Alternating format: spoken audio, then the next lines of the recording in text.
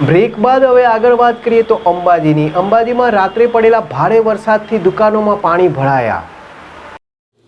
ગુજરાત રાજ્ય અને રાજ્યની સરહદ પર આવેલા અંબાજીમાં છેલ્લા અઠવાડિયાથી ભારે ઉકળાટનો અનુભવ થઈ રહ્યો છે। જોકે અંબાજી પંથકમાં મોડી રાત્રે વીજળીના કડાકા ભડાકા સાથે વરસાદ થતાં લોકોને ગરમીમાં આંશિક રાહત થઈ છે। ગુજરાતના ઘણા વિસ્તારોમાં માવઠું થવાની આગાહી હવામાન વિભાગે કરી છે। કેરળમાં વિધિવત ચોમાસું બેઠા બાદ વરસાદે મહારાષ્ટ્રમાં રાજ્યમાં પણ એન્ટ્રી કરી છે। ગુજરાતમાં 10 જૂન બાદ ચોમાસું બેસશે તેવી આગાહી કરવામાં આવી છે। જોકે વરસાદી વાતાવરણ બનવાની પ્રક્રિયાનો પ્રારંભ થયો છે અને અંબાજીમાં ગઈ રાત્રે વરસાદ થયાના અહેવાલ પ્રાપ્ત થયા છે। છેલ્લા પખવાડિયાથી ગુજરાત રાજ્યના વિવિધ વિસ્તારોમાં ભારે ગરમી પડી રહી છે।